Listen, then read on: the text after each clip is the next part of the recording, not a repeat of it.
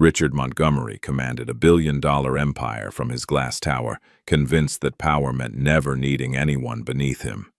But when a single, catastrophic night destroyed everything he'd built, leaving him bankrupt and broken, the only person who offered help was someone he'd barely noticed, his cleaning lady's daughter. And when Zuri quietly asked if she could take a look at his crash systems, Richard scoffed, because what could a community college student possibly do that his experts couldn't? But there was one critical thing the fallen billionaire didn't know about the young woman standing in his penthouse. The girl he'd just dismissed was about to become either his salvation or the final nail in his coffin, and she was the only person on Earth who could prove that the betrayal came from inside his own boardroom. Just before we get back to it, I'd love to know where you're watching from today, and if you're enjoying these stories, make sure you're subscribed. Richard Montgomery stood before the floor-to-ceiling windows of his corner office, 63 stories above the city that had made him a legend.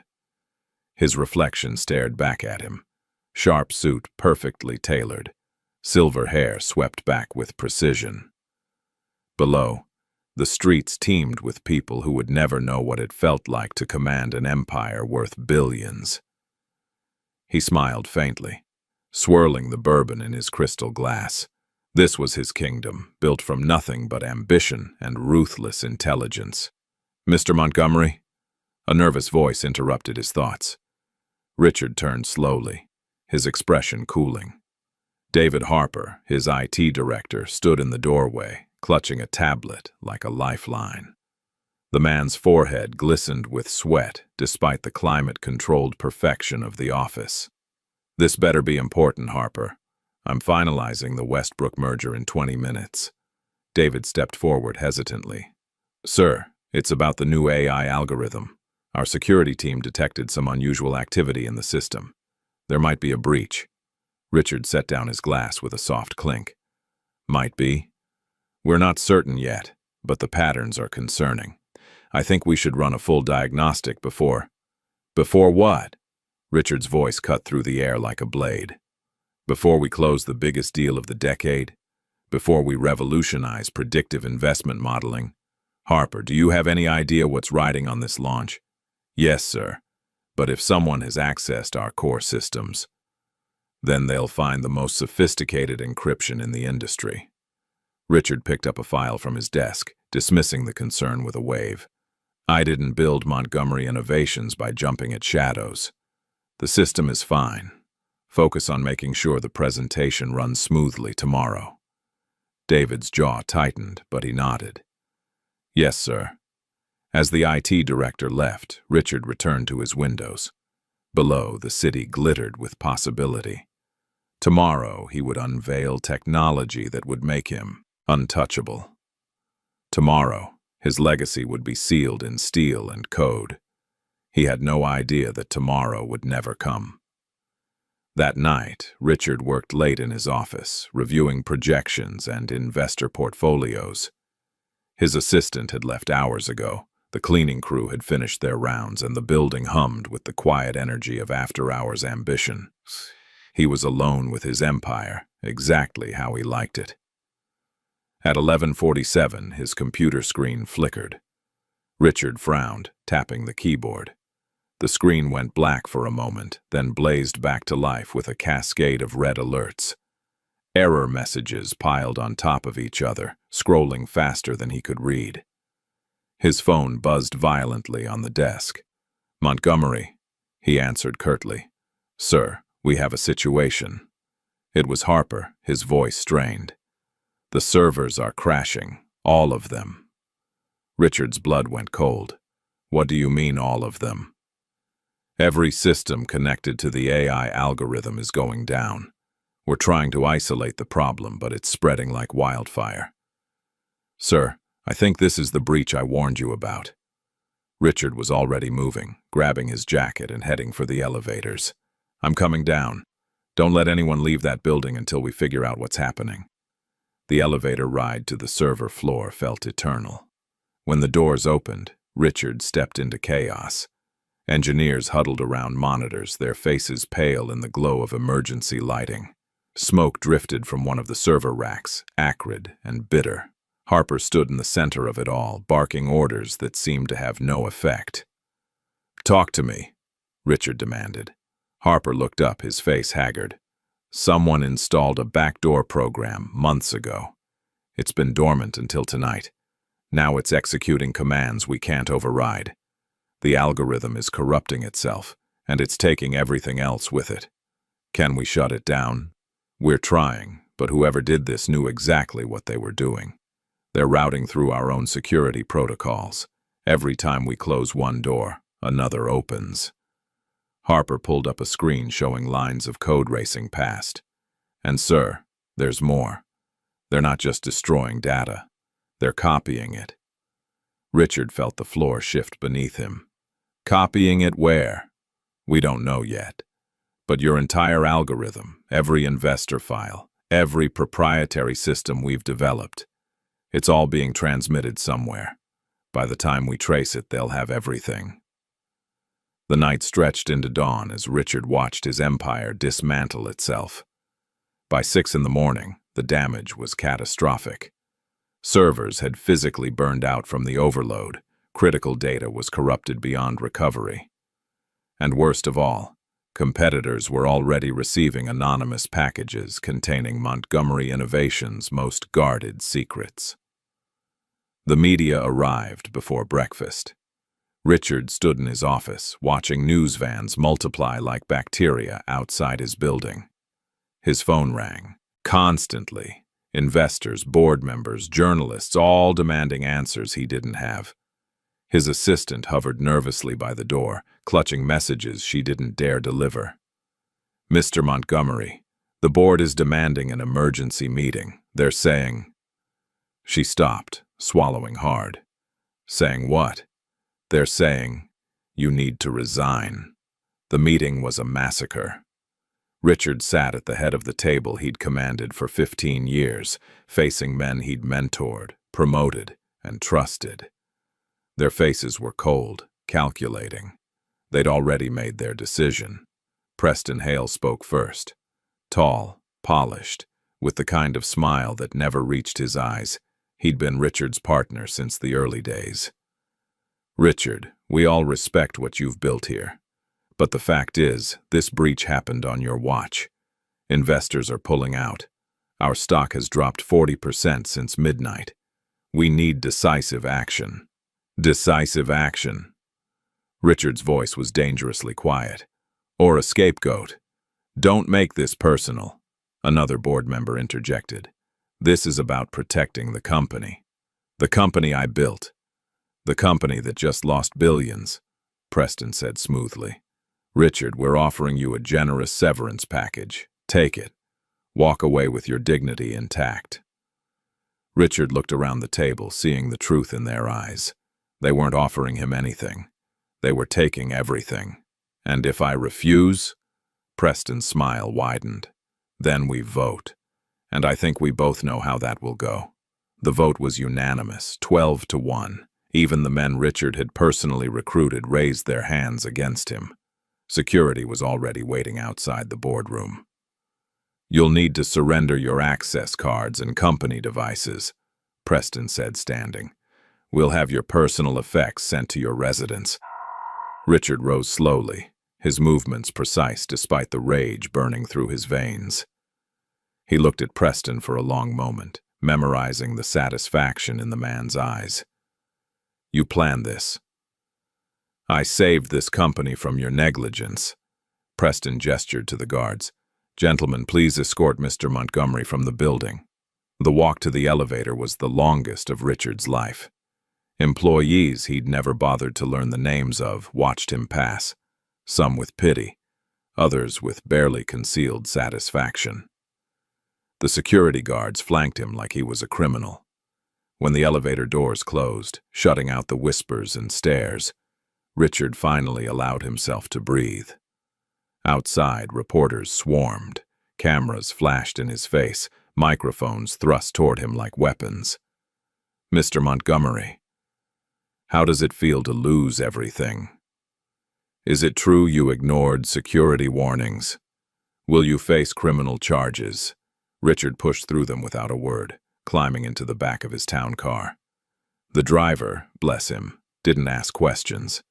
They pulled away from Montgomery Innovations, formerly Montgomery Innovations, in silence. The penthouse felt like a mausoleum. Richard walked through rooms that had once hosted senators and celebrities, now echoing with emptiness. His wife had left 6 months ago, tired of being married to a ghost. His son was gone even longer than that, a loss he'd buried under work and ambition. Now, with nothing to distract him, the silence was deafening. He heard the vacuum before he saw her. Amara Williams had been cleaning his penthouse for 3 years. She was a quiet woman in her late 40s with kind eyes and steady hands. She never asked personal questions, never gossiped, and never expected more than a polite nod. Richard had barely registered her existence beyond ensuring her checks cleared. Now she appeared in the doorway with a cup of tea on a small tray. "Mr. Montgomery, I thought you might need this." Richard looked at the tea, then at her. For the first time, he really saw her. The gentle concern in her face, the careful way she set the cup down, the dignity in her simple uniform. "Thank you, Amara." She nodded, turning to leave, then hesitated. "Sir, if you don't mind me saying, I'm sorry about what happened. It's not right what they did to you." Something in Richard's chest cracked, just slightly. "I appreciate that. My daughter, she's good with computers, studies all that technical stuff at community college." Amara smiled softly. "She's always talking about systems and codes and things I don't understand. If you ever need help with that sort of thing." Richard almost laughed. Help from a community college student, from a cleaning woman's daughter. But he caught himself, swallowing the bitter response. "That's kind of you to offer." Amara left him alone with his tea and his thoughts. Richard didn't sleep that night. Instead, he sat in his home office, staring at financial statements that told a story of complete ruin. The lawsuit from investors would drain whatever assets remained. His accounts were frozen pending investigation. His reputation was destroyed. The next morning, a courier delivered the final blow.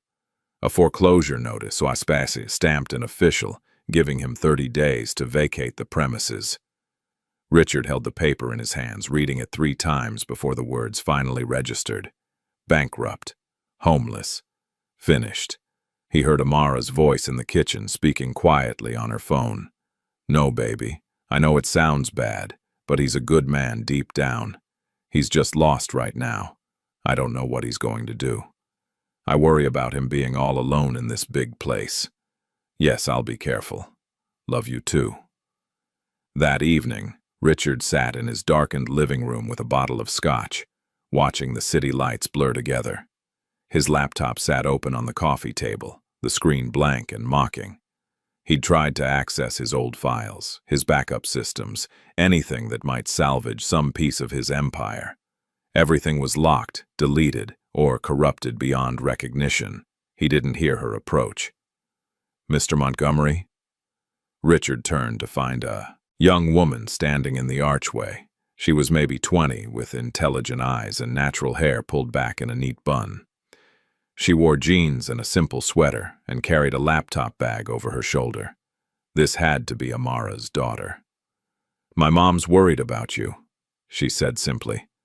"Asked me to stop by on my way home from class." Richard turned back to his empty screen. "I'm fine." "With respect, sir, you don't look fine." She moved closer, glancing at his laptop. "Is that the system that crashed?" "What's left of it?" There was a pause.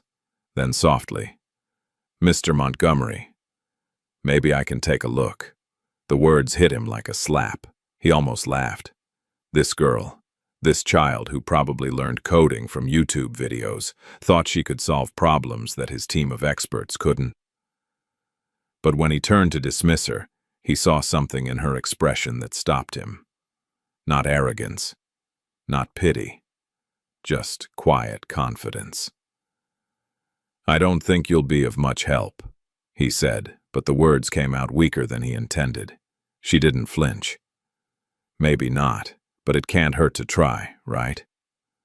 Richard stared at her for a long moment, then gestured at the chair beside him. "Knock yourself out." The next morning, Amara arrived early, her own key jingling in the lock. She'd been doing this for years, arriving before Richard woke to prepare his coffee and tidy the spaces he'd disturbed during the night. But today, she found him in the living room, surrounded by papers and empty coffee cups, with her daughter hunched over a laptop beside him. "Zuri, baby, what are you doing here?" Zuri looked up, her eyes red from staring at screens all night. "Mom, you have to see this. Someone didn't just hack Mr. Montgomery's system. They sabotaged it from the inside. Look at these code fragments. They're deliberate. Someone wanted it to fail." Richard, equally exhausted, pointed at the screen. "Your daughter is either a genius or a miracle worker. I can't decide which." Amara moved closer, anxiety and pride warring on her face. "Zuri, you have class this morning." "Mom, this is more important." Zuri pulled up another window, her fingers flying across the keyboard. "See this signature here? It's embedded in the malware. Whoever did this left their mark, probably thinking no one would find it. But if I can trace it back—" Richard interrupted her, his voice sharp with old habits. "That's not how corporate security works. You can't just trace code like it's a phone number." Zuri didn't even look at him. "Actually, sir, you can. Every programmer has patterns, little habits in how they write code. It's like handwriting. If I can pull enough samples, I can build a profile. That would take weeks, or a few hours if you stop interrupting me." Amara inhaled sharply at her daughter's boldness, but Richard fell silent. He watched Zuri work, her confidence both irritating and fascinating. She moved through his system like she'd built it herself, finding paths he'd never known existed. "There," she said finally, pointing at a string of numbers. "This access point was created 4 months ago. Whoever did this had high-level clearance. They weren't some external hacker. This was someone inside your company." Richard leaned forward. "Can you tell who?" "Not yet, but I can tell you when they logged in, what files they accessed, and when they planted the malware." She pulled up a calendar overlay. "Look at the pattern.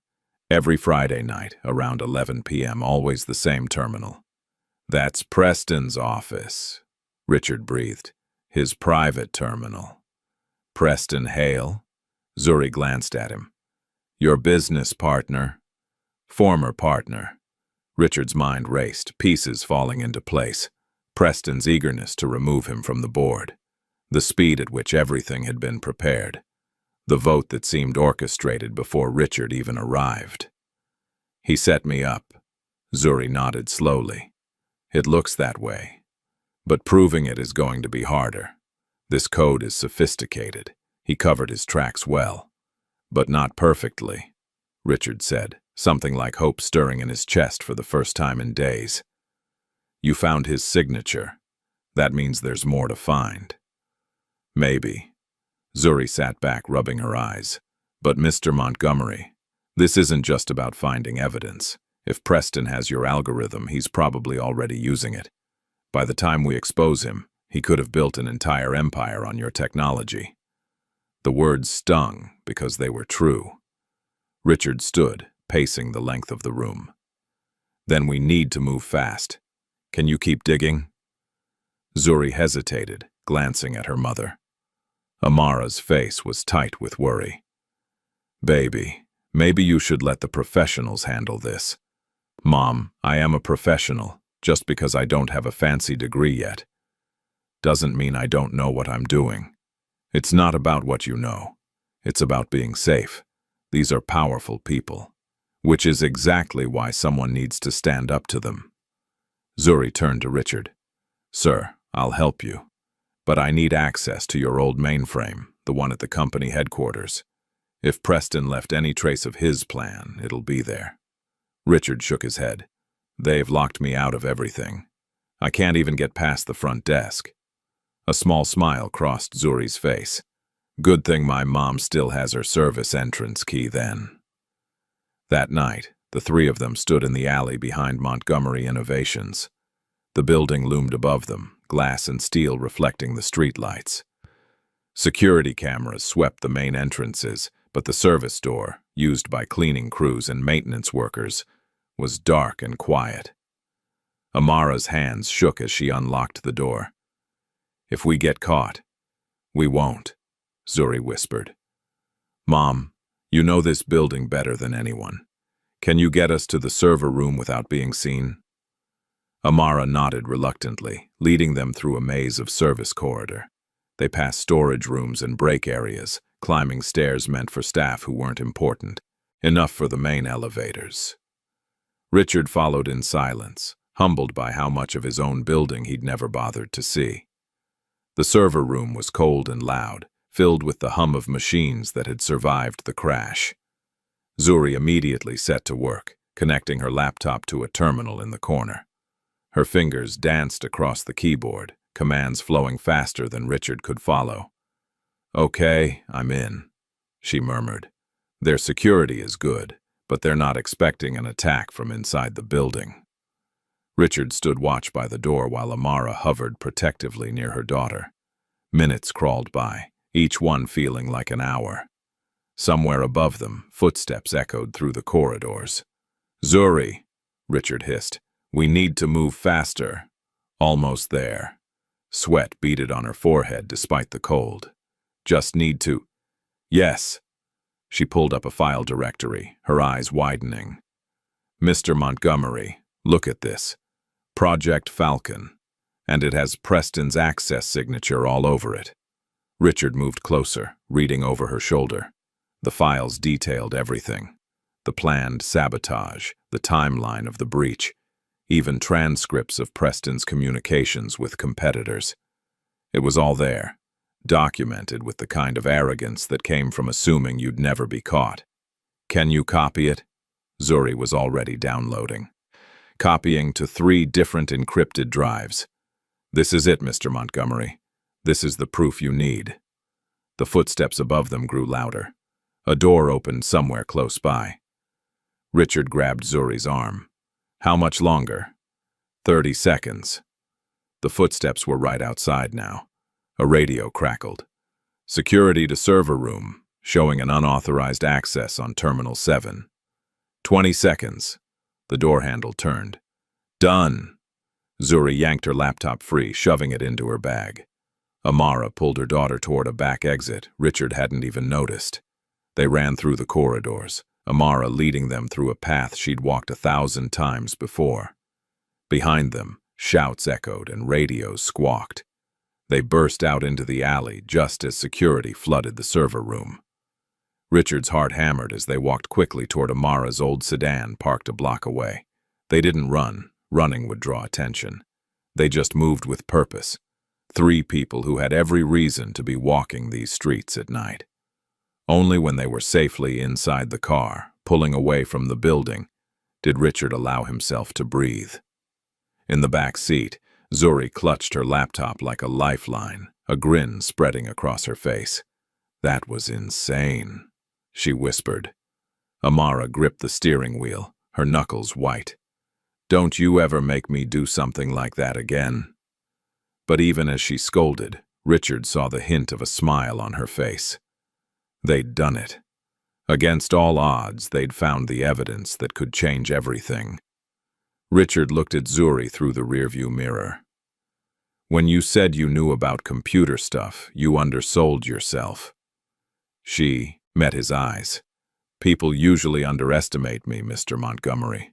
I'm used to it." The words carried weight, and Richard felt shame settle in his chest. How many people had he underestimated over the years? How many brilliant minds had he dismissed because they didn't fit his narrow definition of worth? "I won't make that mistake again," he said quietly. Zuri nodded, turning her attention back to her laptop. As Amara drove them through the sleeping city, Richard watched the building that had been his entire world fade into the distance. For the first time since the crash, he didn't feel like a man who'd lost everything. He felt like a man who might just win it back. After their narrow escape from Montgomery Innovations, Richard found himself in unfamiliar territory. Amara's modest two-bedroom apartment in a quiet neighborhood far from the glass towers of his former life. The living room had become their makeshift operations center, with Zuri's laptop and scattered papers covering every available surface. Richard sat on the worn couch, watching Zuri decrypt files with the kind of focused intensity he once reserved for boardroom negotiations.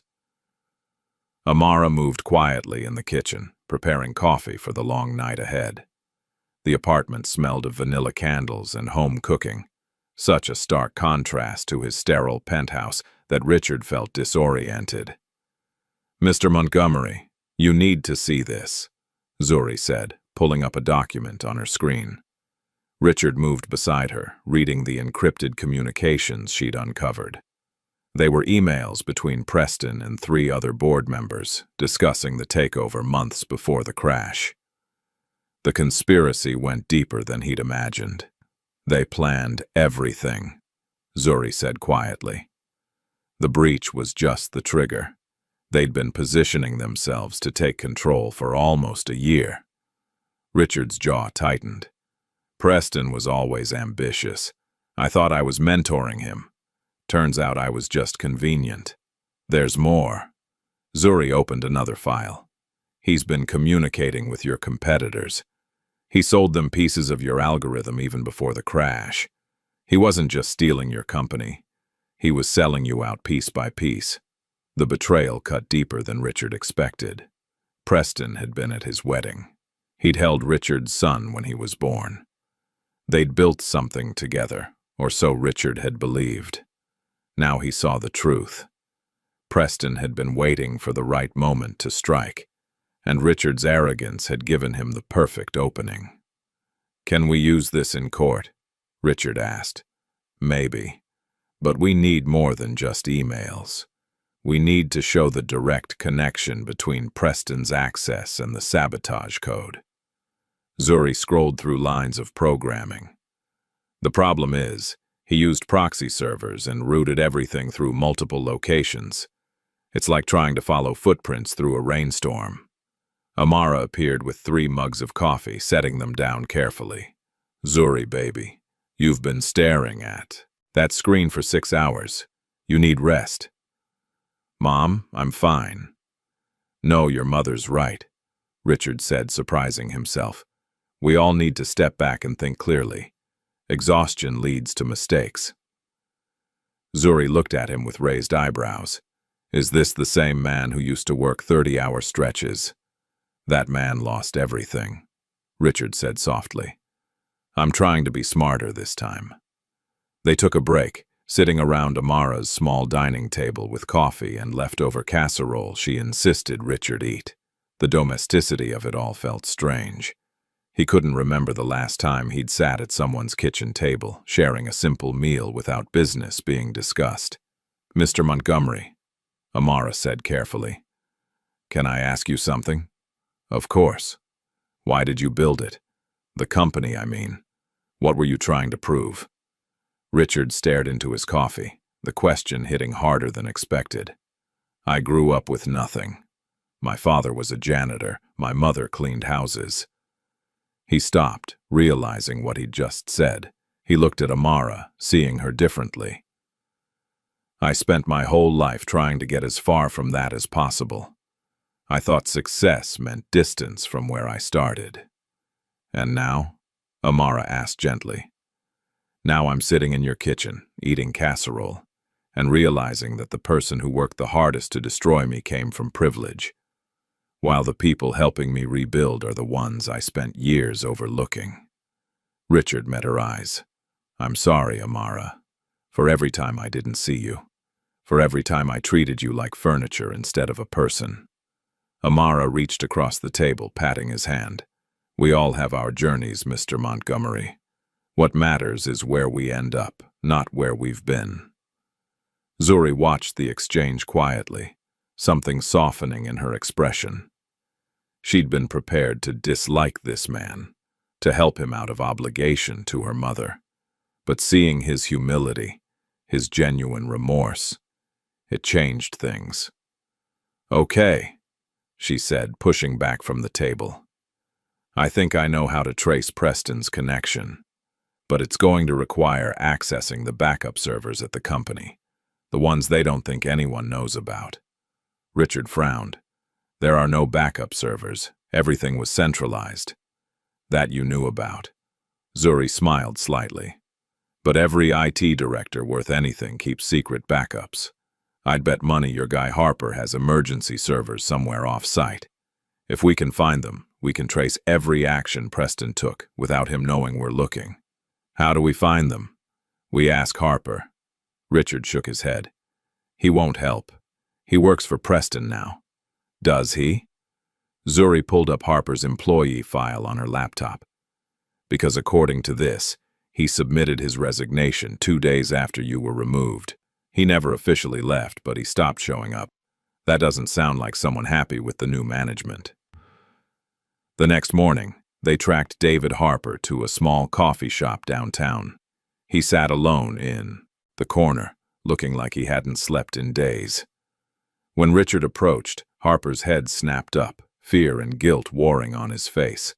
"Mr. Montgomery, I'm not here to blame you, Harper," Richard said, sitting down uninvited. "I'm here because I need your help." Harper glanced around nervously. "I can't be seen talking to you. Preston made it very clear what happens to people who cross him." "Did he threaten you?" Harper's silence was answer enough. Zuri slid into the seat beside Richard.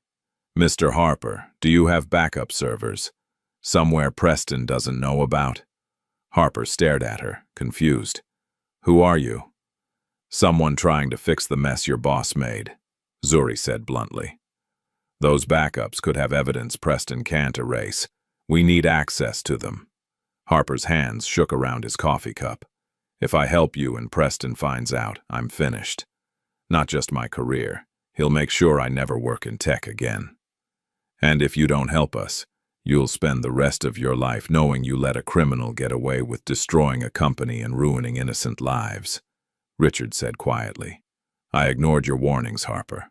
That's on me. But you have a chance now to do the right thing. Don't let fear stop you." Harper was silent for a long moment, then pulled out a piece of paper and scribbled an address. "There's a storage facility in Newark, Unit 247. The servers are there, but they're encrypted. You'll need this code to access them." He wrote a string of numbers below the address. "Thank you," Richard said sincerely. "I should have done more," Harper whispered. "When I saw the code being planted, I should have fought harder to make you listen." "We both made mistakes," Richard acknowledged. "Let's make sure they count for something." The storage facility was a gray concrete building in an industrial area, the kind of place people stored things they wanted to forget. Richard, Zuri, and Amara found Unit 247 at the back of the 3rd floor.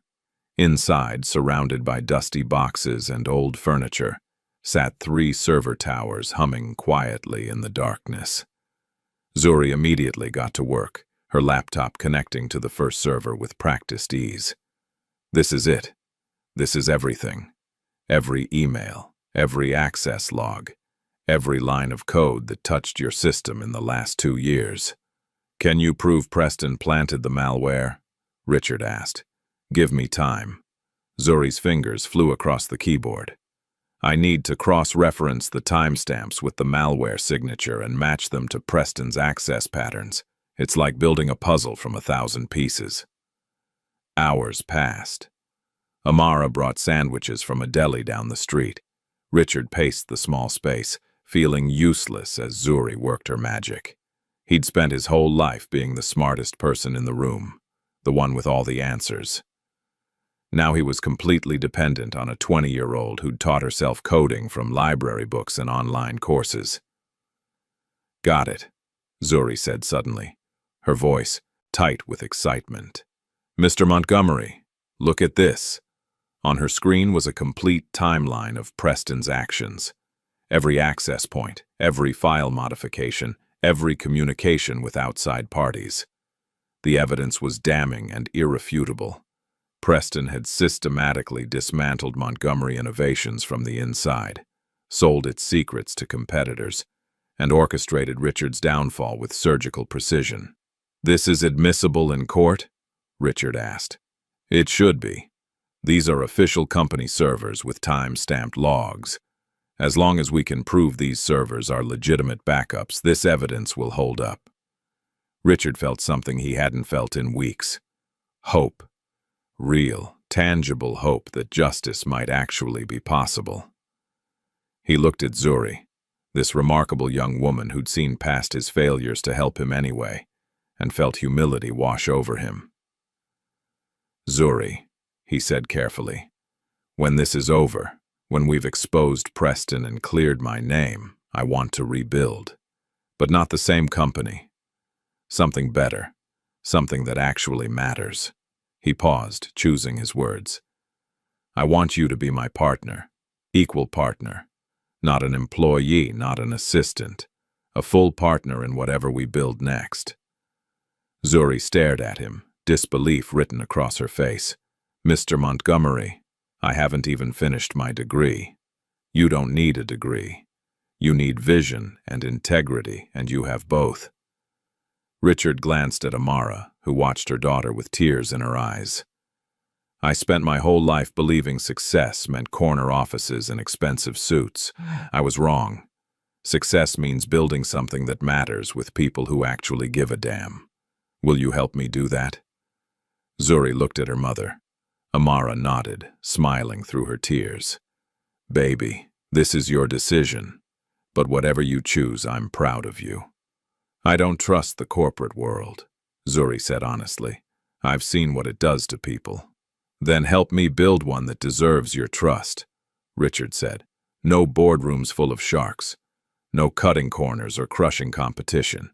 Just honest innovation with people who care about making things better. If I'm going to rebuild, I want to do it right this time." Zuri extended her hand. "Equal partners. That means equal say in all decisions." Richard shook her hand firmly. "Equal partners." Over the next 2 weeks, they worked from Amara's apartment, refining the evidence and preparing their case. Richard reached out to a lawyer he'd known for years, someone who'd left corporate law to work in civil rights because, as she put it, "I wanted to sleep at night." Jennifer Walsh listened to their story with growing anger. "Preston Hale did all this. I always knew he was ambitious, but this is criminal." "Can we win?" Richard asked. "With this evidence, absolutely. But Richard, you need to prepare yourself. This will be ugly. Preston will fight back with everything he has. He'll try to destroy your credibility, question your mental state, and drag your name through the mud all over again." "Let him try," Richard said quietly. "I've got nothing left to lose." "Actually, you do." Jennifer looked at Zuri. "He'll come after you too. He'll claim you hacked the servers, that you planted evidence, that you're some delusional hacker trying to extort money. It won't be pretty." Zuri lifted her chin. "I can handle it." "I hope so," Jennifer said seriously, "because once we file this lawsuit, there's no going back." They filed the next day. The media eruption was immediate and overwhelming. "Disgraced CEO claims conspiracy. Montgomery fights back against former partner. Tech industry rocked by sabotage allegations." Preston held a press conference within hours, standing before cameras with the wounded dignity of the falsely accused. "These allegations are completely baseless. Richard Montgomery is a desperate man trying to blame others for his own failures. I'm confident the courts will see through this pathetic attempt at revenge." But behind the scenes, Preston was panicking. His lawyers filed motion after motion trying to suppress the evidence, claiming the servers were illegally accessed. They argued that Zuri had no authority to retrieve company data, that Richard's access had been revoked, that everything they presented was inadmissible. "They're scared," Jennifer said during a strategy meeting. "When people are innocent, they welcome evidence. When they're guilty, they try to bury it." The preliminary hearing was scheduled for 6 weeks out, In the meantime, Richard and Zuri began rebuilding in the only way that made sense, from the ground up. They started small, reaching out to former Montgomery Innovations employees who'd been laid off when Preston took over. "We can't pay much right now," Richard told a room full of talented engineers and developers. "Actually, we can't pay anything. But what I can offer is equity in something new, something built on integrity instead of ego. If you believe in second chances, for this company and for me, then help us build something worth believing in." To his surprise, most of them stayed. They worked from Amara's apartment, then from a rented garage space when they ran out of room. Zuri led the technical development while Richard handled the business side. But this time he listened more than he talked. He learned names. He remembered birthdays. He brought coffee and cleaned up after meetings. Amara watched it all with quiet pride, seeing her daughter command respect from people twice her age, watching Richard transform from an arrogant executive into someone who understood that leadership meant service, not authority. "You're doing good, baby," she told Zuri one night as they cleaned up after everyone left. "I'm terrified," Zuri admitted. "What if I'm not smart enough? What if I fail everyone who believed in me?" "Then you'll learn and try again," Amara said simply. "That's what your grandmother always told me. Success isn't about never falling, it's about getting back up." The algorithm they developed was elegant in its simplicity. Instead of the aggressive predictive modeling Richard had pushed before, designed to maximize profits at any cost, this version emphasized ethical investment patterns. It flagged companies engaged in worker exploitation or environmental destruction. It prioritized long-term sustainability over short-term gains. "This isn't what investors want," one of the developers pointed out. "They want maximum returns, not moral lectures." "Then we'll find different investors," Richard said. "People who understand that sustainable success means considering more than just quarterly profits." The first investor who believed them was a small non-profit focused on ethical business practices. They provided $50,000 in seed funding, barely enough to keep the lights on, but it was a start. Then a tech blogger wrote about their project, praising the innovative approach to algorithmic ethics. The article went viral, and suddenly they had attention they couldn't have bought. More investors called. Small ones at first, then mid-sized venture capital firms intrigued by the ethical angle. Richard turned down anyone whose values didn't align with their mission. It was the hardest thing he'd ever done, walking away from money because it came with strings attached. But Zuri wouldn't compromise, and he'd learned to trust her judgment. "You're building something real this time," Jennifer told him during one of their strategy sessions. "The old Montgomery Innovations was impressive, but it was hollow. This has substance." "I have Zuri to thank for that," Richard said. "She refuses to cut corners."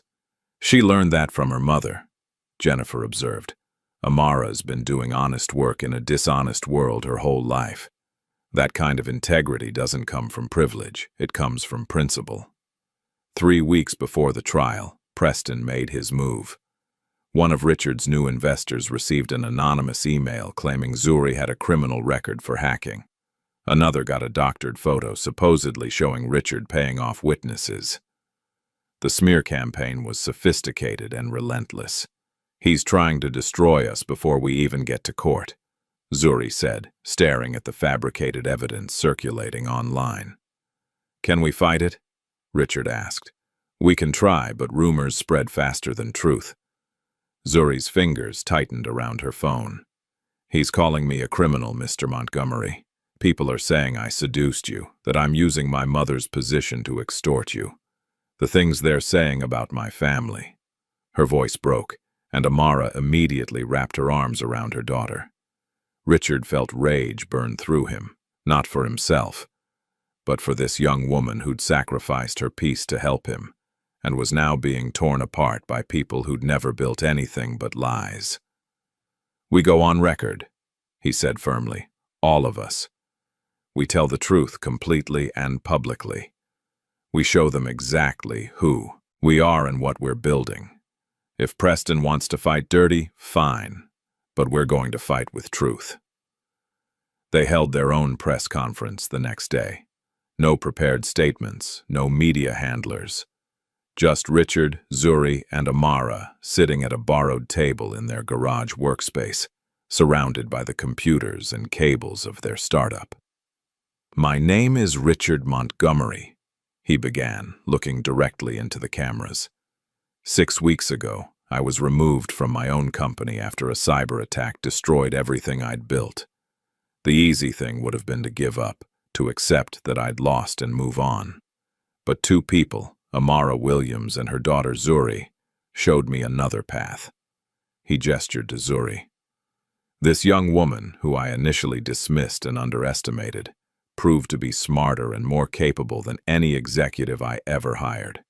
She uncovered evidence of deliberate sabotage, traced it back to my former partner, and did it all without breaking a single law. Now, because she had the courage to stand up for what's right, she's being attacked by people who want to silence the truth." Zuri spoke next, her voice steady despite her nervousness. "I'm not a criminal. I'm a student who happens to be good with computers. When I saw someone in pain, I tried to help. That's all. My mother taught me that we help people when they're down, regardless of who they are or what they have. I didn't help Mr. Montgomery for money or recognition. I helped him because it was right." Amara had the final word, speaking with the quiet dignity of someone who'd spent a lifetime being overlooked. "I've cleaned houses and offices for 25 years. I've seen how powerful people treat those they consider beneath them. But I've also seen that power and wealth don't make you better than anyone else. What makes you better is how you treat people when you have nothing to gain from it. Richard Montgomery is learning that lesson. My daughter has always known it, and that's why we're standing here together." The press conference went viral within hours. Social media exploded with support, with people sharing their own stories of being underestimated or dismissed. The narrative shifted from "disgraced CEO strikes back" to "unlikely alliance fights corruption." Investment offers poured in, real ones this time, from people who believed in what they were building. Within a week, they had enough funding to move out of the garage and into actual office space. Nothing fancy, just a renovated community center in a neighborhood that needed revitalization. But it was theirs, built on honesty and hard work. Richard stood in the empty space on move-in day, watching Zuri direct the installation of their servers while Amara organized the kitchen area they'd insisted on including. This felt different from his old empire. Smaller, yes. Humbler, but infinitely more meaningful. "What are you going to call it?" Amara asked, appearing beside him with 2 cups of coffee. Richard smiled, watching. Her daughter commanded respect from the technicians twice her age. "I was thinking Amara Technologies, after the woman who taught me that real strength doesn't come from corner offices. It comes from showing up with integrity every single day." Amara's eyes filled with tears. "Richard, you don't have to." "I want to," he said sincerely. "You gave me a place to land when I fell. You shared your home, your daughter's brilliance, and your time without asking for anything in return. The least I can do is make sure everyone knows where this company's heart really came from." "Then it should be Amara Technologies," Zuri said, joining them. "But Mom, you're on the board. Equal say with me and Mr. Montgomery." "Baby, I don't know anything about running a tech company." "No," Richard agreed, "but you know about running an ethical one. You know about treating people with dignity and leading with compassion. That's what we need most." Amara looked between them, overwhelmed and proud in equal measure. "Then I guess we better make sure this company lives up to its name." As they stood together in their new space, watching the sun set through the windows, Richard felt something he'd lost years ago. Purpose. Not the hollow satisfaction of accumulating wealth, but the deep fulfillment of building something that mattered with people who genuinely cared. The trial was coming. Preston would fight with everything he had. But standing here, in this modest office with these remarkable women, Richard finally understood what real power looked like. It looked like a cleaning woman's dignity, a young coder's brilliance, and a humbled billionaire learning that sometimes you have to lose everything to discover what actually matters. The morning of the trial arrived with unseasonable cold, as if the city itself understood the weight of what was about to unfold. Richard stood before the mirror in his hotel room, adjusting a tie he'd borrowed from one of his former employees. His penthouse had been seized weeks ago, and he'd been living in a modest extended-stay hotel near the courthouse. The man staring back at him looked different, leaner, older, but somehow more present than the billionaire who'd once commanded boardrooms. Zuri knocked softly on his door. "Mr. Montgomery, the car's here." They rode to the courthouse in silence. Richard, Zuri, Amara, and Jennifer Walsh. Outside, reporters had already gathered in thick clusters, cameras ready to capture every moment. The media had turned this trial into a spectacle, framing it as David versus Goliath, though Richard wasn't sure which role he was supposed to play anymore. "Remember," Jennifer said as they approached the courthouse steps, "stay calm, answer only what's asked, and trust the evidence. Preston's team will try to rattle you. Don't let them." The courthouse hallway buzzed with anticipation. Richard spotted Preston immediately, standing near the entrance to the courtroom, surrounded by his legal team like a general with his lieutenants. He wore a perfectly tailored navy suit, his expression radiating the kind of confidence that came from never having faced real consequences. Their eyes met across the corridor. Preston smiled, a cold expression that didn't reach his eyes. Then his gaze shifted to Zuri, and something darker flickered across his face. Richard felt protective anger surge through him, but Amara's hand on his arm steadied him. "Don't give him what he wants," she whispered. "We win by staying true to who we are." The courtroom was packed. Every seat in the gallery filled with journalists, former employees, investors, and curious onlookers who'd followed the story through social media. Judge Catherine Morrison entered, her gray hair pulled back severely, her expression unreadable. She was known for running a tight courtroom and suffering no foolishness from either side. "All rise," the bailiff called. The trial began with opening statements. Preston's lead attorney, Marcus Blackwell, stood with practiced grace. He was exactly the kind of lawyer Richard had once hired, expensive, polished, and ruthless. "Your Honor, what we have here is a simple case of professional jealousy and delusion," Blackwell began, his voice smooth as aged whiskey. "Richard Montgomery built a successful company, then watched it crumble due to his own negligence and poor judgment. Rather than accept responsibility, he's concocted an elaborate conspiracy theory, dragging innocent people into his vendetta. My client, Preston Hale, has done nothing but try to save Montgomery Innovations from complete destruction. For his efforts, he's been falsely accused and publicly slandered." Blackwell gestured dismissively toward their table. "The plaintiffs will present evidence they claim proves sabotage. But this evidence was obtained through questionable means by an untrained college student with no credentials, no authority, and no understanding of proper investigative procedures. This isn't a case about corporate conspiracy.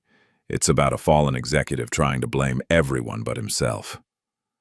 Jennifer stood for their opening statement, her posture straight and voice clear. "Your Honor, over the next few days, we will prove beyond doubt that Preston Hale engaged in a systematic, premeditated campaign to destroy Montgomery Innovations and steal its proprietary technology. We will show you time-stamped evidence, documented communications, and technical proof that Mr. Hale deliberately planted malware in company systems, leaked confidential information to competitors, and orchestrated Mr. Montgomery's removal from the company he built." She walked toward the jury box, making eye contact with each member. "You will hear testimony from a young woman named Zuri Williams who had the skill and courage to uncover what trained professionals missed. You'll see evidence that Mr. Hale tried to bury, and you'll understand that this case isn't about revenge or jealousy. It's about holding powerful people accountable when they abuse the trust placed in them." The first day consisted of technical testimony. IT experts explaining server logs, security protocols, and the timeline of the system breach. Richard watched Preston throughout, noting how his former partner maintained perfect composure, occasionally whispering to his attorneys with the casual confidence of someone who believed himself untouchable.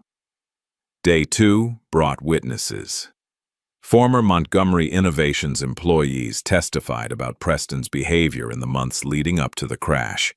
His unusual interest in security protocols, late-night access to restricted systems, and the meetings he held without Richard's knowledge.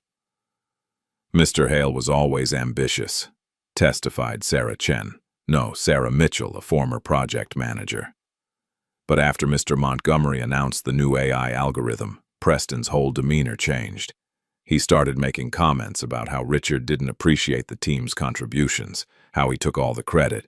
He was planting seeds, making us question our loyalty.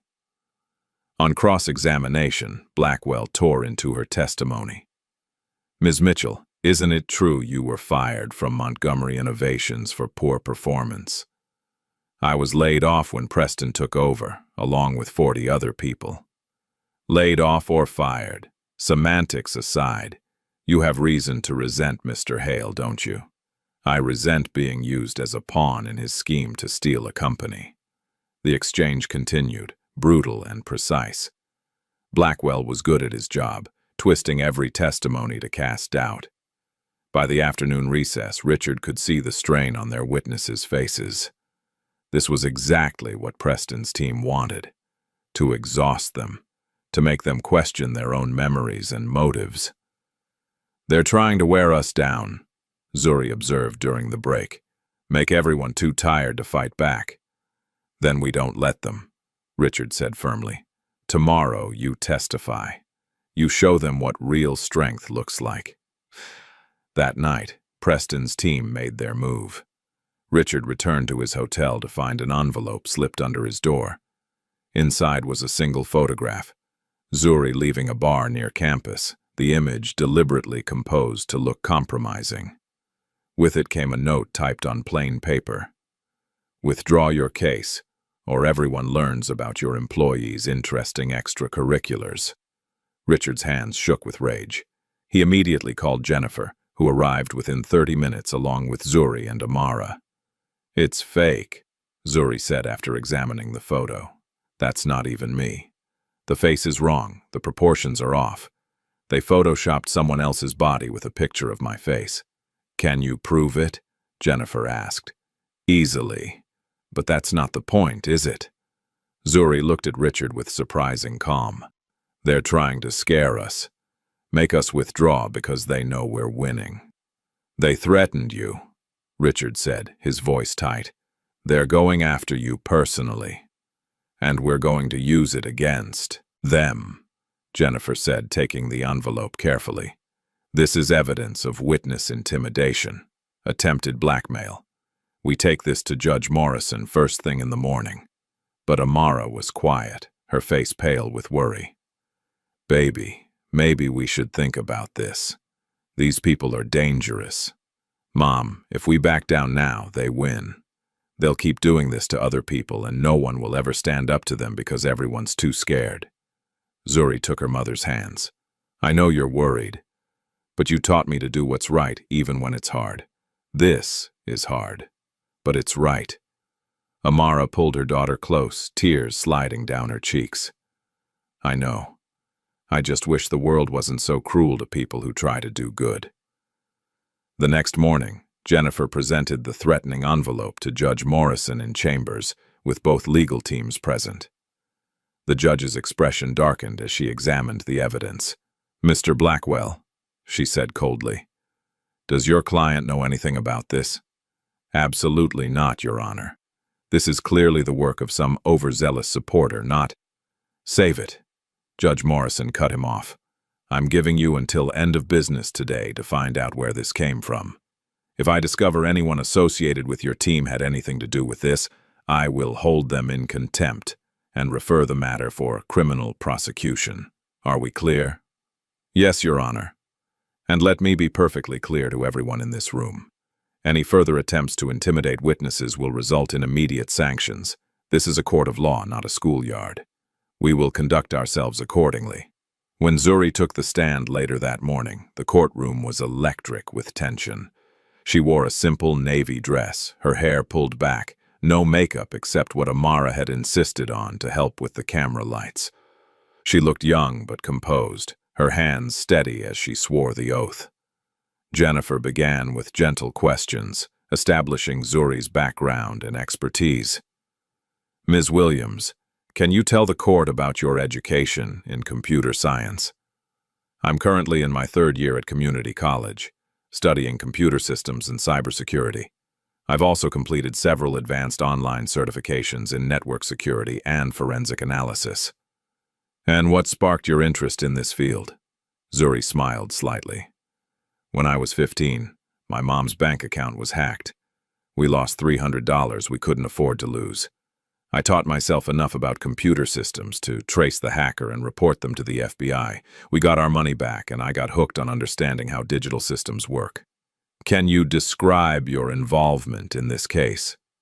My mother works as a housekeeper for Mr. Montgomery. After his company collapsed, she was worried about him. She asked if I could look at his computer system, see if there was anything salvageable. When I started examining the code, I realized the crash wasn't accidental. It was deliberately engineered.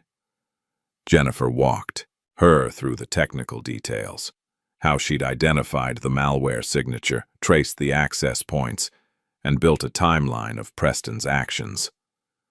Zuri explained each step clearly, using language that even non-technical jury members could understand. She was patient, thorough, and unshakable. Then Blackwell stood for cross-examination. Ms. Williams, he began, his tone dripping with condescension. You're 20 years old, is that correct? Yes. You attend community college, not a prestigious university like MIT or Stanford. That's correct.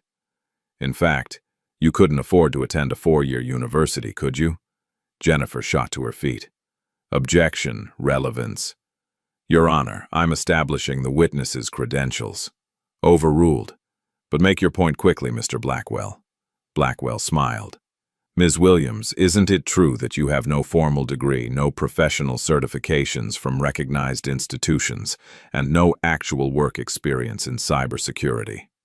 I have certifications from several online certifications, self-paced courses anyone can take. Not exactly the same as a degree from a real university, is it? Zuri's expression didn't change. Some of the best programmers in the world are self-taught.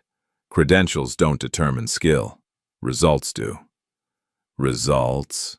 Blackwell laughed. You're testifying about highly complex corporate systems based on training you got from internet videos. Tell me, Ms. Williams, who's paying you to testify today? No one. I'm not being paid. Really? Because you're now listed as a partner in Mr. Montgomery's new company, aren't you? Amara Technologies. That sounds like payment to me. I'm a partner because I helped build the company, not because I testified. How convenient. Blackwell paced before the witness stand. Let's talk about how you obtained this evidence. You accessed company servers without authorization, didn't you?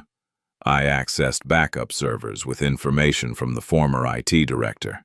Backup servers that were company property. Property you had no legal right to access.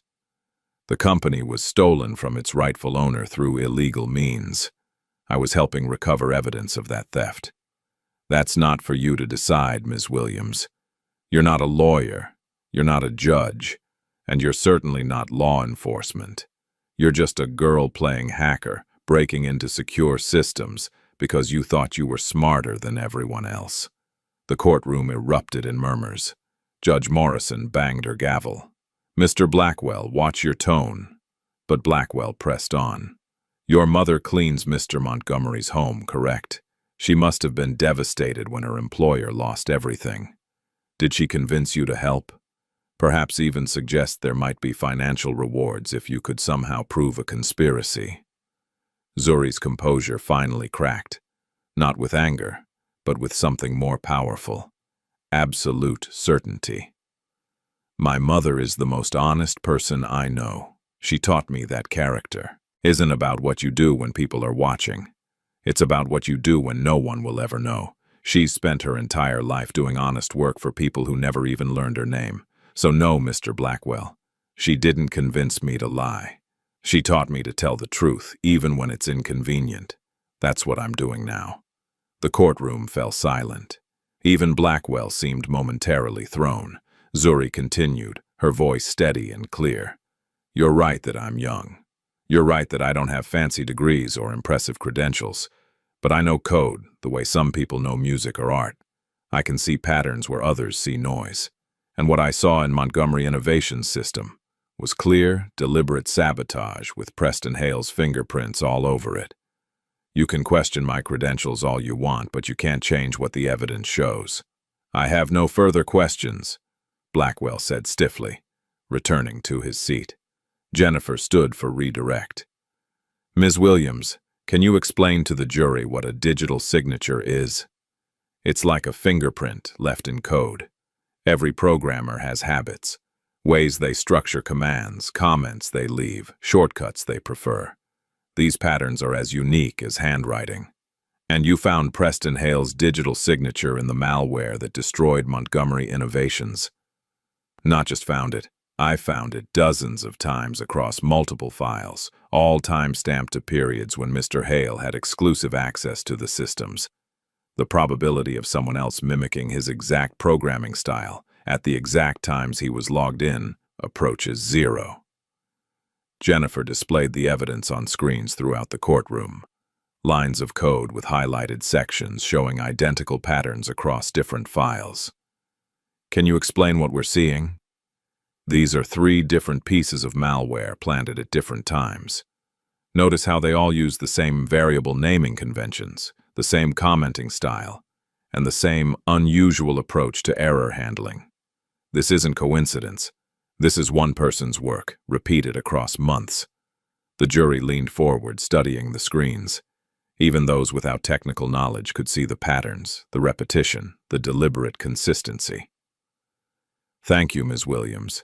No further questions. As Zuri stepped down from the witness stand, she walked past Preston's table.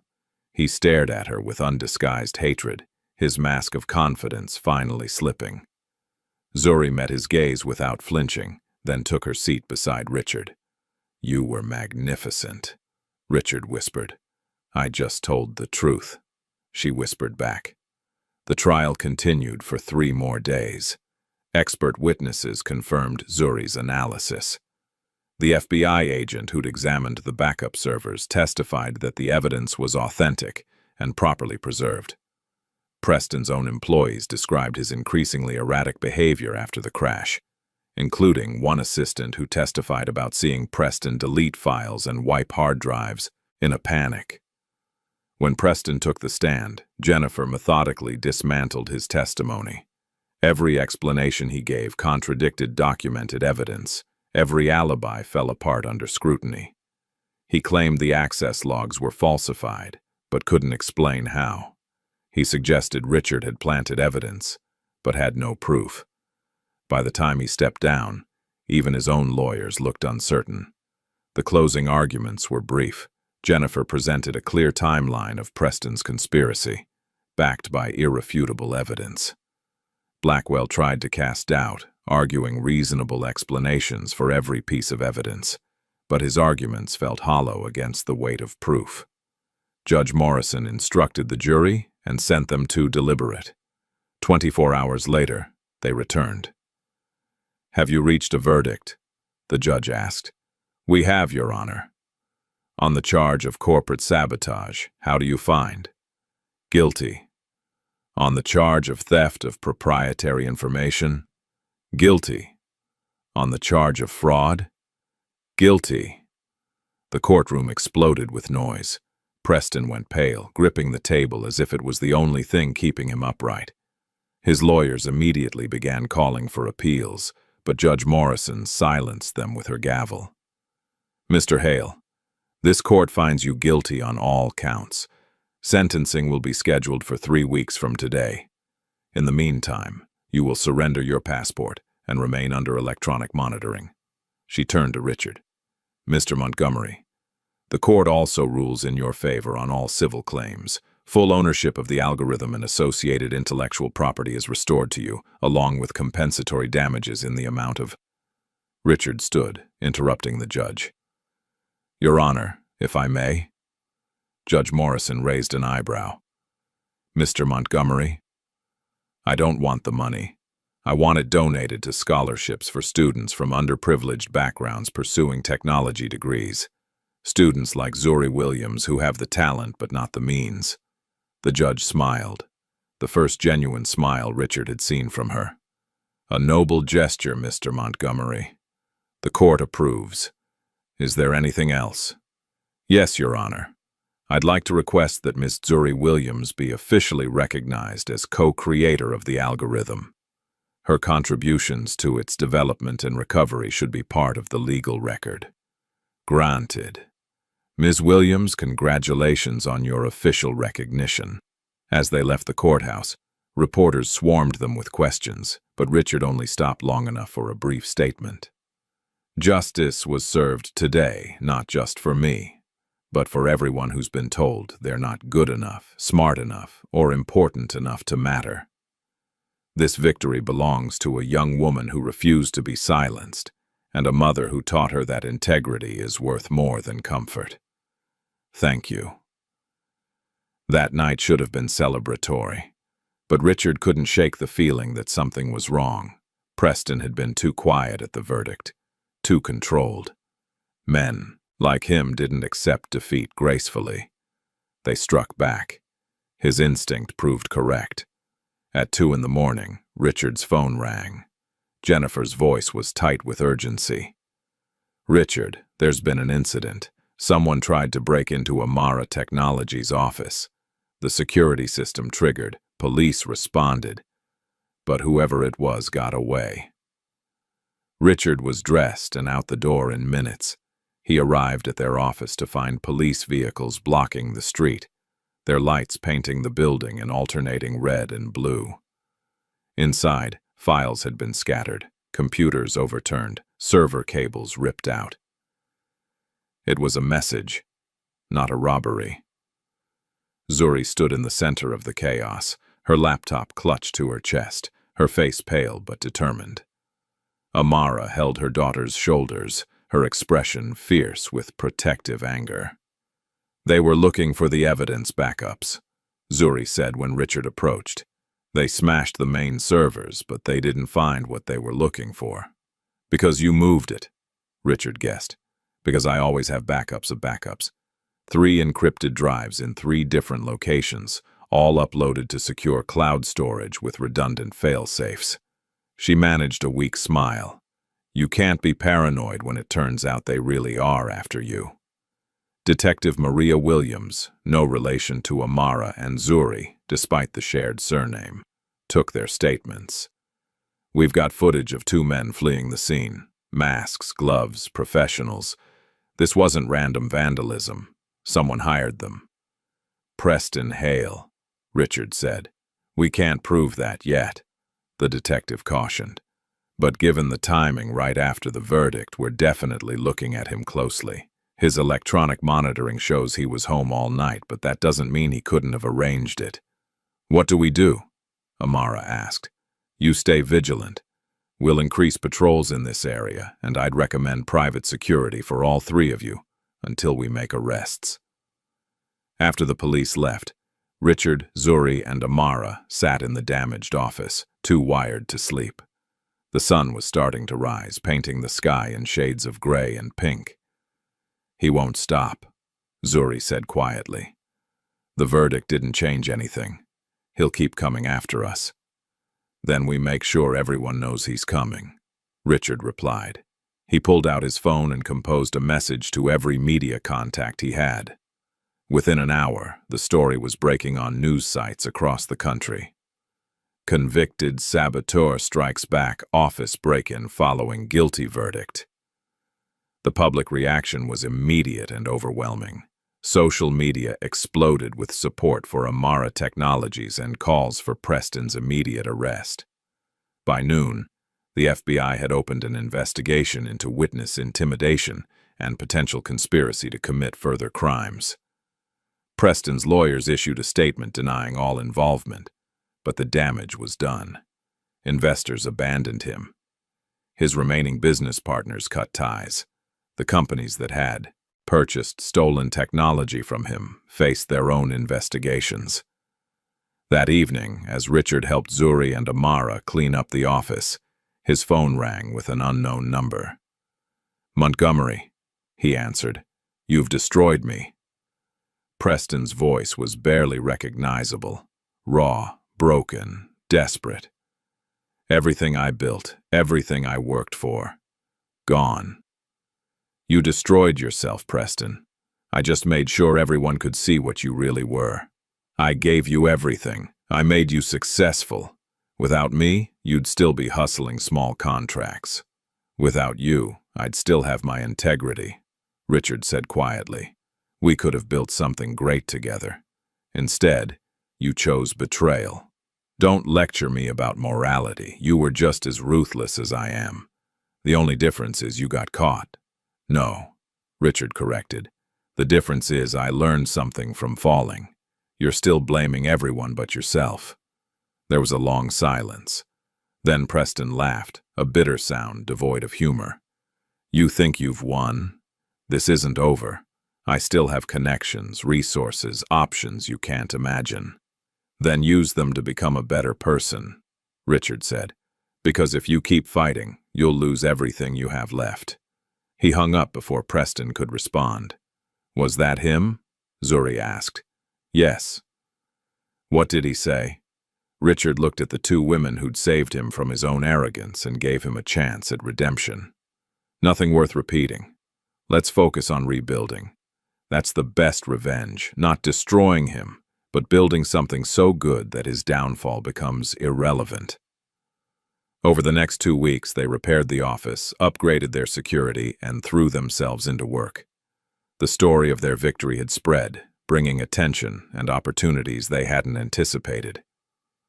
Universities invited Zuri to speak about cybersecurity. Investors offered funding with no strings attached. Former Montgomery Innovations employees who'd been scattered after the crash reached out, asking to join the team. But the most meaningful moment came when Amara's name was officially added to the company charter as co-founder. Jennifer presented them with the legal documents during a small ceremony in their repaired office. Amara Technologies is now officially recognized as a company founded by Richard Montgomery, Zuri Williams, and Amara Williams, Jennifer announced. "Equal ownership, equal authority, equal everything." Amara held the document with trembling hands, tears streaming down her face. "I cleaned floors my whole life. I never thought—" "You did more than clean floors, Mom," Zuri said, hugging her. "You raised me. You taught me about dignity and strength. You gave Mr. Montgomery a place to rebuild. If anyone deserves to have their name on this company, it's you." Richard nodded. "This company exists because of your kindness, Amara. We're just making sure the world knows it." As they stood together in their modest office, surrounded by the people they'd chosen to trust, Richard felt something he'd never experienced at the peak of his former empire. Peace. Not the peace of having no problems, but the peace of knowing he was finally building something that mattered. Preston could threaten all he wanted, but they'd already won the fight that mattered. The fight for integrity, for justice, and for proving that real power doesn't come from crushing others. It comes from lifting them up. 6 months after the trial, Richard stood before the modest building that would become the permanent home of Amara Technologies. It wasn't a gleaming skyscraper or a campus of modern glass structures. It was a refurbished community center in a neighborhood that had seen better days, surrounded by small businesses and residential blocks where families actually lived. The building had character: exposed brick walls, high ceilings with original wooden beams, and large windows that let in natural light. "What do you think?" Zuri asked, appearing beside him with blueprints rolled under her arm. "I think it's perfect," Richard said honestly. "It feels real." The renovation had been a community effort. Local contractors worked alongside their new employees, teaching job skills to young people from the neighborhood. Amara had insisted on hiring a diverse team, prioritizing talent and potential over pedigree and connections. The result was a workspace that felt alive, vibrant with voices and perspectives that Richard's old company had never included. The grand opening drew a crowd that surprised even Richard. Former employees came, curious investors attended, and journalists documented every moment. But the most important guests were the 50 young people from underprivileged backgrounds who'd received scholarships from the fund Richard had established with his court-awarded damages. Zuri stood at the podium, looking both nervous and radiant in a simple gray suit. The crowd quieted as she began to speak. 6 months ago, I was a community college student working part-time at a coffee shop, helping my mom make rent. Today, I'm standing here as CEO of a technology company that's redefining what ethical innovation looks like. She paused, letting the weight of that transformation settle over the audience. But this isn't really my story. It's ours. All of us who've been told we're not enough, not smart enough, not credentialed enough, not connected enough. This company exists to prove that talent doesn't come from privilege. It comes from opportunity. She gestured to the scholarship recipients in the front rows. These 50 students represent everything Amara Technologies believes in. They're brilliant minds who deserve a chance to show the world what they can do. Our scholarship program will cover their full tuition, provide mentorship, and guarantee internships here. Because we're not just building a company, we're building a pipeline for the next generation of innovators who might otherwise be overlooked. The applause was thunderous. Richard watched from the side of the stage, pride swelling in his chest. This remarkable young woman who'd once nervously offered to look at his broken computer was now commanding a room full of powerful people with grace and authority. Amara spoke next, her voice steady despite the tears in her eyes. I've spent most of my life being invisible, cleaning offices after everyone went home, picking up after people who never learned my name, working hard at jobs that society treats as disposable. But my daughter saw me. She saw my worth even when the world didn't. And now having my name on this building, on this company, it's not about ego or recognition. It's about remembering that every person has value regardless of what job they do or how much money they make. She looked directly at Richard. This company is named Amara Technologies not because of me, but because of what the name represents. Dignity, respect, the belief that everyone deserves to be seen. If we can build a successful business while treating every person with that same dignity, then we'll have accomplished something worth far more than profit. When Richard took the podium, he spoke without notes from a place of hard-earned humility. I built my first company on ambition and ego. I measured success in dollars and square footage. I hired people based on their resumes and fired them based on quarterly numbers, and I lost everything because I forgot the most important truth. Businesses don't succeed because of brilliant CEOs. They succeed because of talented people working together toward something meaningful. He gestured to Zuri and Amara. These two women saved me from my own arrogance. They taught me that real leadership means service, not authority, that innovation comes from diverse perspectives, not homogeneous boardrooms, that profit should be the result of doing good work, not the only goal that matters. Amara Technologies will succeed or fail based on whether we honor those principles, and I promise you, we will honor them. The crowd rose to their feet. Cameras flashed. Journalists scribbled notes. But Richard only saw the faces of the scholarship recipients, young people who reminded him of Zuri, brilliant, hungry, deserving of a chance they might never have gotten otherwise. After the ceremony, as people mingled in the newly renovated space, Richard found himself approached by a young woman who looked vaguely familiar. "Mr. Montgomery, I'm Emma Bradford. I used to work in your legal department at Montgomery Innovations." Richard searched his memory and came up empty. "I'm sorry, You wouldn't remember me. I was pretty junior, just out of law school. But I remember you." She smiled slightly. You walked past my desk every day for 2 years and never once acknowledged me. When I tried to bring concerns about contract irregularities to your attention, your assistant told me you didn't have time for entry-level observations. Richard felt shame wash over him. I'm sorry, I was an arrogant jerk. Emma finished, but her tone was gentle, not accusatory. Yeah, but so was I, honestly. I thought success meant clawing my way up, stepping on whoever I needed to step on. I left corporate law after the trial. Went to work for a nonprofit doing civil rights litigation. I make a third of what I used to, but I actually sleep at night. What made you come today? Richard asked. Curiosity, mostly. I wanted to see if you'd really changed, or if this was just good PR. She looked around at the diverse crowd, the scholarship students, the community members. Turns out you really did change. That gives me hope that change is possible for the rest of us, too. Similar conversations happened throughout the evening. Former employees shared stories of how Richard's transformation had inspired their own reevaluation of success and purpose. Investors talked about shifting their portfolios toward ethical companies. Students spoke about their dreams with a confidence that came from finally being believed in.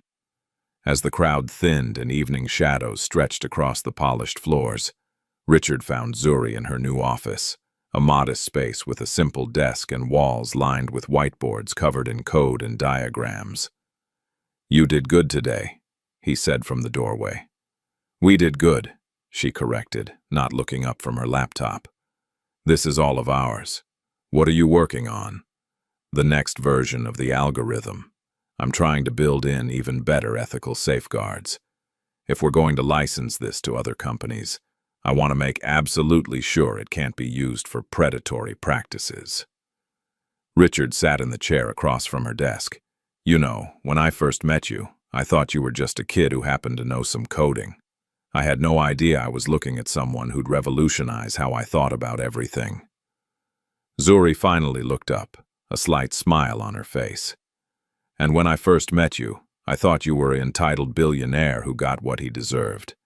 Turns out we were both wrong about each other. Maybe that's the lesson in all this. We're all wrong about each other until we actually take the time to look. The first year of Amara Technologies was a whirlwind. They launched their ethical AI algorithm to significant market interest, licensing it to companies that passed their rigorous vetting process. Several major tech firms failed the vetting. Zuri refused to compromise on her standards, even when turning down lucrative deals. We could have made $3 million from that contract, one of their financial advisors argued during a board meeting, and compromised everything we stand for, Zuri countered. That company has a documented history of exploiting user data. I don't care how much money they're offering. We're not helping them do it more efficiently. Richard backed her completely. Zuri's right. We turn down any deal that contradicts our values, regardless of the price. Some investors grumbled, but others appreciated the consistency. Slowly, Amara Technologies built a reputation as a company that actually meant what it said. Their profits were modest compared to industry giants, but they were sustainable and clean. The scholarship program expanded beyond their initial 50 students. By year 2, they were supporting over 200 students from underserved communities, providing not just tuition, but mentorship, internships, and a clear path to meaningful careers in technology. Zuri became a sought-after speaker, invited to universities and tech conferences around the world. She spoke about ethical innovation, about the importance of diverse perspectives in technology, and about her journey from community college student to CEO. She never downplayed her humble beginnings. Instead, she emphasized them, showing young people that success didn't require privilege, just opportunity and determination. Amara, despite her initial reluctance about public attention, became the heart of the company's community outreach. She established partnerships with local schools, created job training programs for adults trying to change careers, and ensured that Amara Technologies remained connected to the neighborhood that housed them. We don't just take from this community, she told the local paper during an interview. We invest in it. These are our neighbors. Their success is our success. Richard found his role shifting over time. He handled business operations and investor relations, but he no longer dominated decision-making. Instead, he facilitated. He listened. He amplified Zuri and Amara's voices rather than overshadowing them with his own. It was harder than running his old company had been. Collaboration always is, but infinitely more rewarding. 3 years after the trial, Richard received an unexpected invitation to speak at Stanford's business school, the same institution where he'd once been a guest lecturer back when he measured success in market dominance and quarterly earnings. Standing before a new generation of MBA students, Richard told a different story than the one he'd once shared. When I last spoke here, I told you that success meant being the smartest person in the room, the hardest worker, the most ruthless negotiator. I told you that compassion was weakness and that you should never let emotion interfere with profit. He paused, letting the words hang in the air. I was wrong about everything. He told them about his fall, about Zuri and Amara, about learning that real strength meant admitting weakness and that real intelligence meant recognizing the brilliance in others. The company I run now is a fraction of what my old company made, but it creates more value, actual meaningful value, than anything I built before. We employ people who deserve opportunities. We develop technology that makes society better, not just richer. We measure success in lives changed, not just dollars earned. A student raised her hand. But isn't that idealistic? How do you compete with companies that don't have those constraints? By redefining what competition means, Richard replied. We're not trying to destroy our competitors or dominate markets. We're trying to prove that ethical business is viable business, and slowly, the market is responding. More investors want to fund purpose-driven companies. More consumers support businesses that align with their values. The game is changing, and the question is whether you want to win by the old rules or help write new ones. Another student asked, what about when ethics and profit conflict? What do you do then? We choose ethics every time, Richard said simply. And you know what's remarkable? In the long run, that choice usually turns out to be profitable anyway. Companies built on integrity attract loyal customers, dedicated employees, and patient investors. Companies built on exploitation might make more money faster, but they burn out quickly or get caught eventually. We're playing a different game with a longer timeline.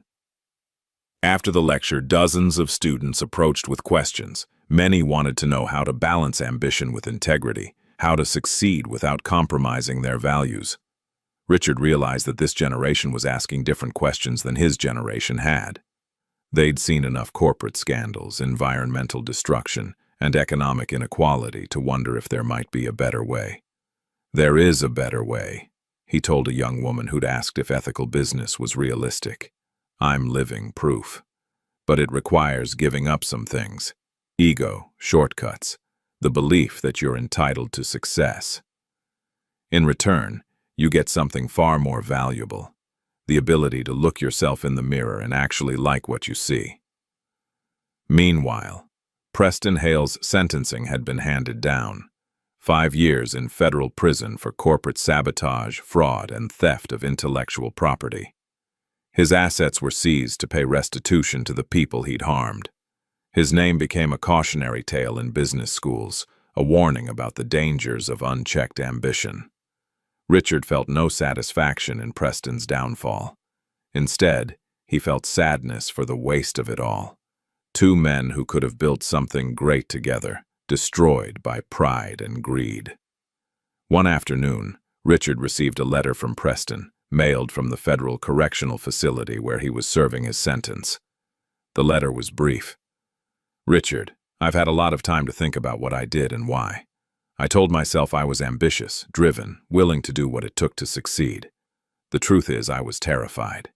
Terrified that I wasn't good enough, that I'd be exposed as a fraud, that everything I'd built would crumble, so I destroyed you before you could realize you didn't need me. I'm not asking for forgiveness, I don't deserve it, but I want you to know that watching you rebuild with grace and integrity has taught me more about leadership than I learned in 20 years of business school and corporate warfare. You were always better than I gave you credit for. I just couldn't see it through my own fear and jealousy. Preston. Richard read the letter twice, then filed it away. He didn't respond. There was nothing to say. Preston would have to find his own path to redemption, just as Richard had. Some lessons couldn't be taught. They had to be learned through consequence and reflection.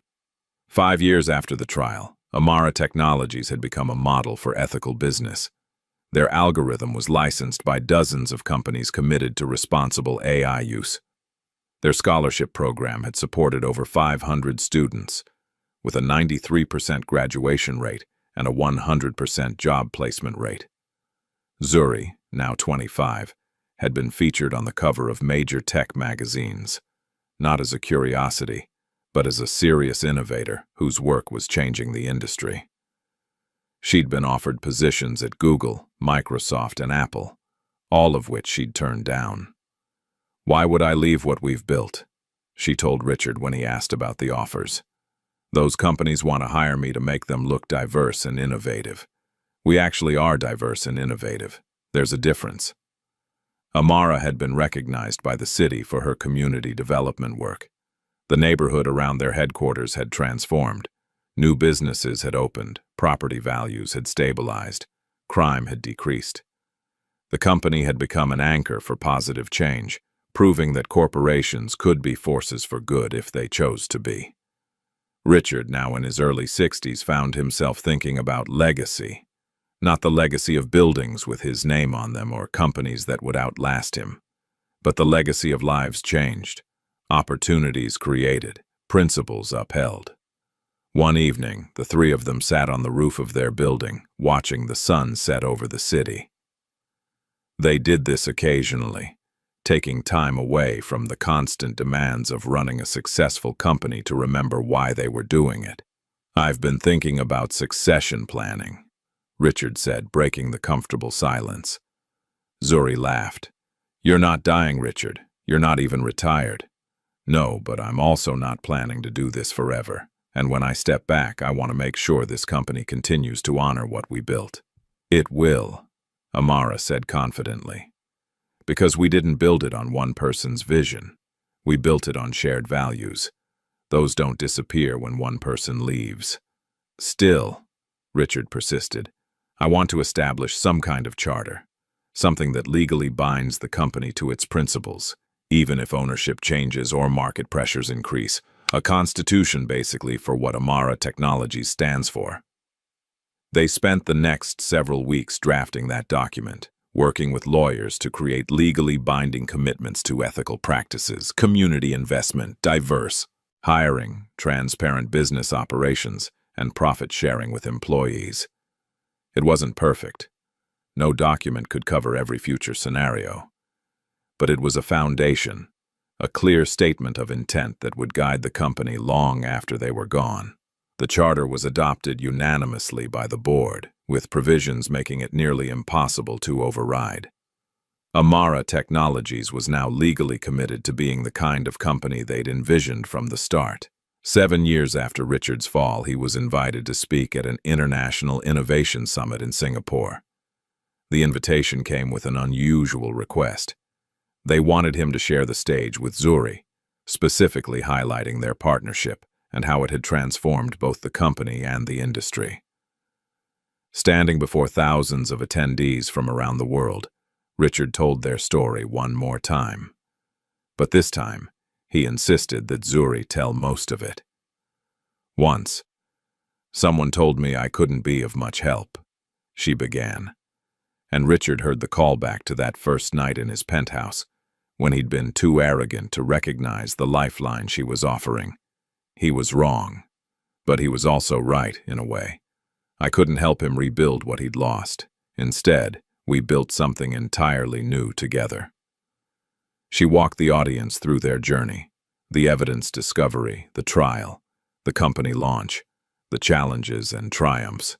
She spoke about the importance of diverse perspectives in technology, about how her experience as a young black woman from a working-class background gave her insights that traditional tech leaders often missed.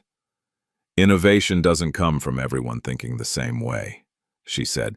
It comes from bringing together people with different experiences, different struggles, different perspectives, and letting them challenge each other's assumptions. Richard had to lose everything before he could see that. I hope the rest of you won't need to fall that far before you learn the same lesson. When she finished, the audience rose in a standing ovation that lasted several minutes. Richard stood with them, applauding the remarkable woman who'd saved his life by refusing to let him wallow in self-pity and arrogance. After the speech, they were approached by representatives from major corporations, non-profits, and government agencies, all wanting to know how to replicate what they'd built. Richard and Zuri patiently explained that there was no formula, no shortcut. It required genuine commitment to values over profit, people over metrics, long-term thinking over quarterly earnings. But doesn't that limit your growth? A corporate executive asked. It limits certain kinds of growth, Zuri acknowledged. We'll never be the biggest tech company or the most profitable, but we'll be sustainable, ethical, and meaningful. For us, that's better than being biggest. Flying home from Singapore, Richard looked out the airplane window at the clouds below and reflected on how far he'd come. 7 years ago, he'd lost everything and thought his life was over. Now he had something more valuable than any empire: purpose, partnership, and peace. "What are you thinking about?" Zuri asked from the seat beside him. "I'm thinking that if I could go back and prevent the crash, prevent Preston's betrayal, keep my old company intact, I wouldn't do it." Zuri raised an eyebrow. "Really?" "Really, because I wouldn't have met you. Your mother wouldn't have become my partner. I'd still be that arrogant man who measured worth in dollar signs and treated people like tools. I'd rather be who I am now, even with all the pain it took to get here." "That's growth," Zuri said with a smile. "The real kind, not the kind you see on a balance sheet."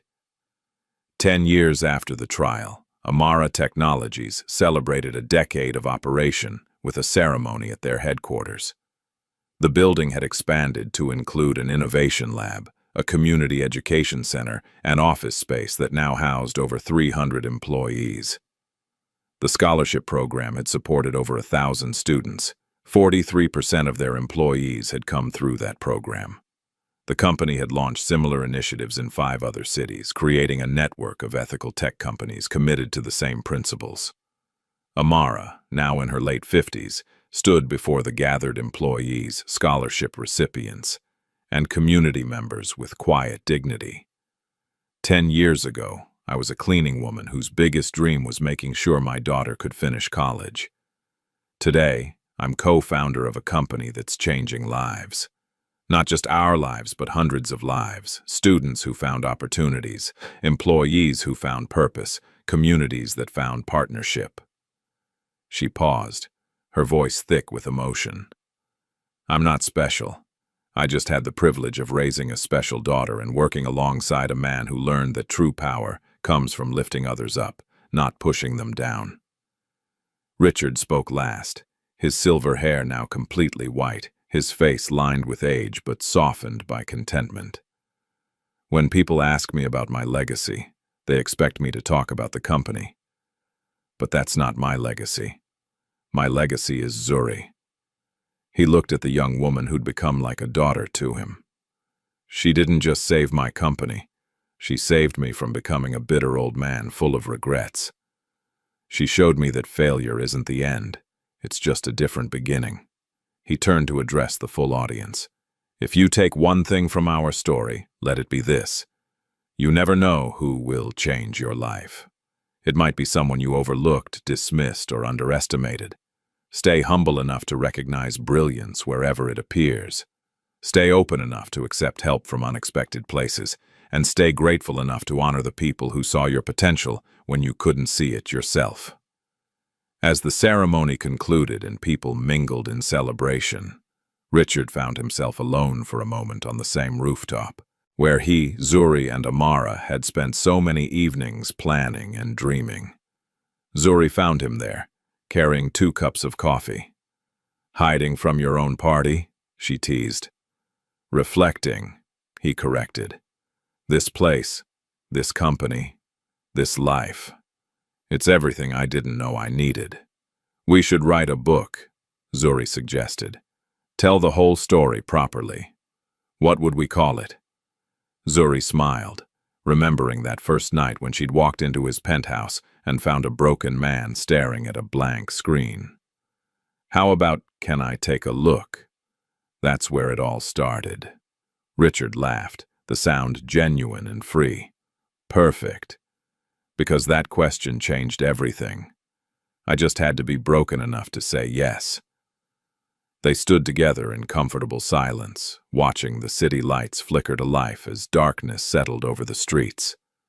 Below them, the building hummed with life. Employees finishing projects, students attending class, community members gathering for evening programs. You know what the best part is? Richard said quietly. What? None of this exists because of my brilliance or my money or my connections. It exists because your mother had compassion for a fallen man, and you had the courage to help someone who didn't deserve it. Everything good in my life now traces back to kindness I did nothing to earn. You earned it, Zuri said, by being humble enough to accept it and wise enough to change because of it. That's generous. It's true. Anyone can fall, Richard. Not everyone gets back up differently than they fell. You did. As they headed back downstairs to rejoin the celebration, Richard thought about the two paths his life could have taken. One led to bitterness, isolation, and the slow death of a man consumed by ego and regret. The other led here, to this building, this company, these people, this purpose. The difference between those paths was a single question, asked by a young woman who saw past his failure to the potential for something better. Can I take a look? He'd scoffed at the time, certain she couldn't help. He'd been wrong about that, as he'd been wrong about so many things. But being wrong had led him to truth. Falling had taught him to rise. Losing everything had shown him what actually mattered, and in the end, that made all the difference. Back in the celebration, surrounded by the community they'd built together, Richard raised his glass in a toast. To second chances, to unexpected teachers, and to the people brave enough to say, Can I take a look? When the rest of the world has given up. The room erupted in cheers and applause. Amara and Zuri stood on either side of him, three unlikely partners bound together by circumstance and choice, by failure and redemption, by the simple truth that sometimes the people who save us are the ones we never saw coming. The story that began with a fall ended with a foundation, not of glass and steel, but of principle and partnership, built to last long after they were gone. If you lost everything tomorrow, would you have the humility to accept help from the people you've spent your life overlooking? If this story moved you, hit that like button and subscribe for more powerful stories about redemption, justice, and the unexpected heroes who change everything.